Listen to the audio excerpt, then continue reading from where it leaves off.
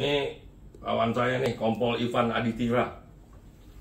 Hari ini kita bahas kuningan ya, Pak nih. Ya, oke. Kuningan tuh bahasa Inggrisnya brush, kalau bahasa Jermannya messing. Kalau Ivan ngertinya kuningan sebagai apa gitu? Kalau kuningan menurut saya ya logam yang berwarna kuning. Bukan kota kuningan ya? Bukan. Kalau kota kuningan itu di Cirebon. Ya, betul. Itu beda.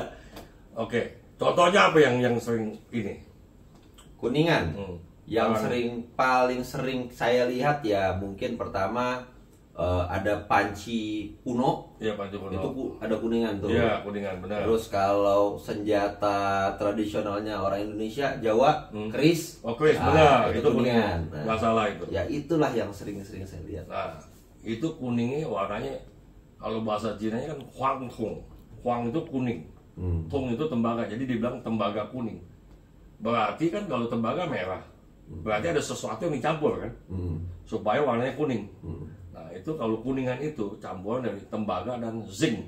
Bahasa Indonesia seng. Jadi tembaga dan seng. Seng. Nah, Zinc itu seng. iya, jadi kurang lebih nih ya, yang umum dipakai nih, Van. 60% tembaga, 40% kuningan. Nah, Ivan kan polisi.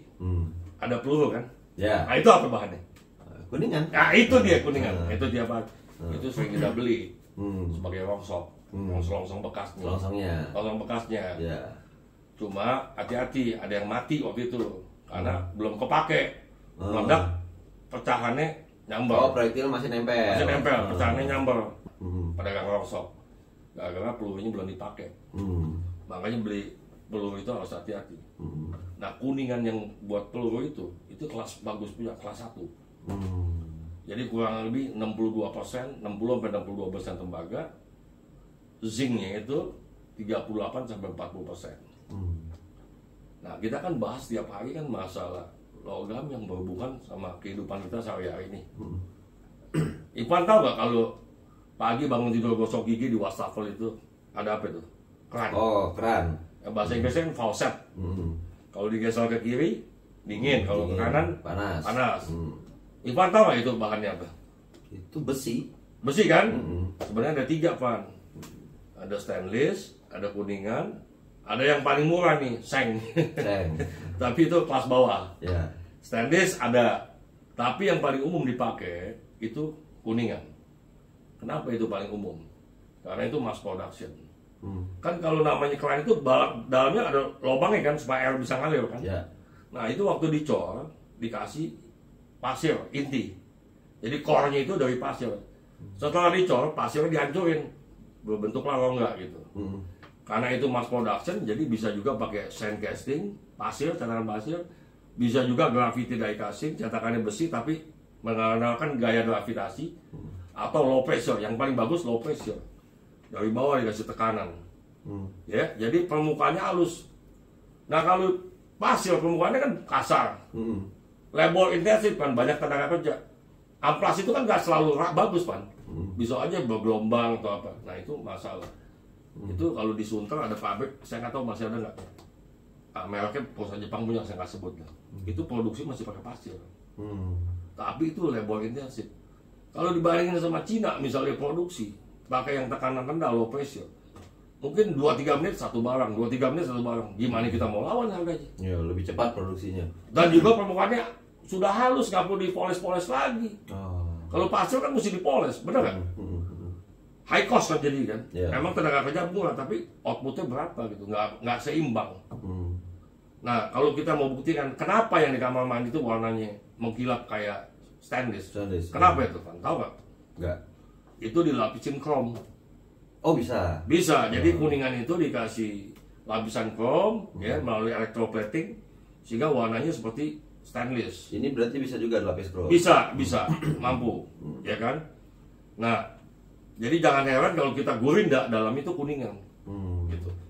Mau lihat contohnya, kita lihat contohnya. Ini Pan bisa lihat nih. Tuh. Ini kan sebelah kiri air dingin, panas. Air panas. Sebelah kiri, sebelah kanan Dingin. air dingin. Nah, ini kan lihat di sini kan ada lubang itu. Lubang ini kalau dicor dikasih pasir inti, setelah selesai dicor dihancurin pasirnya. terbentukkan rongga ini kan. Karena kalau nggak ada rongga susah. Stainless bukan nggak bisa bikin kayak begini. Tapi kan stainless temperatur tinggi, nggak mungkin pakai cetakan besi. Besi sama besi dicol stainless, cetakan besi, ya kalah besi cetakannya kan. Kalau kuningan kan 900 lebih udah lebur. Udah bisa cetak. Bisa pakai cetakan besi. Kita bilangnya permanen mold. Kalau pasir kan sekali pakai dihancurin, dibuat lagi. Kalau itu terus susah dipakai. Makanya yang paling cocok adalah gravity die casting, permanen mold atau low pressure die casting. Dan ini kuningan gitu. Nah, tadi yang saya sebutkan warna ini mengkilap bukan karena warna kuningan tapi di chrome plating gitu. Ya. Jadi tiap hari berhubungan sama ini. Betul. Gosok gigi. Betul. Nah, itulah metals our life. Jadi kenapa saya mau bahas ini ilmu terapan, terutama untuk kawan-kawan kita yang tiap hari berhubungan sama logam, tapi nggak sadar logamnya itu apa gitu. Ya. Nah, itu ilmu terapan. Jadi jangan banyak teori yang aneh-aneh, tapi ya teori dikit lah, jangan terlalu bego juga. Ya. Bener nggak? Sekarang masih ingat kan? Berarti kuningan itu campuran dari tembaga dan seng. Zinc. Jadi tahu kan? Ya. Copper zinc alloy bilangnya. Ya. Paduan tembaga seng. Seng. Oke. Jelas ya Pak nih? Ini metode menggunakan gravity die casting, jadi gaya gravitasi ya. Cairan ini masukin ke cetakan, awalnya miring, kemudian cetakan didiriin, ditunggu beku, setelah beku dibongkar, nah dikeluarkan dari cetakan. Nah itu ada intinya warna kuning, nanti intinya dihancurin sehingga hollow ya. Nah yang ini menggunakan low pressure die casting, jadi tekanan rendah ya, dari bawah cairan dikasih tekanan naik ke atas. Ini semi otomatik ya, dan ini rotation ya, jadi cetakannya gantian.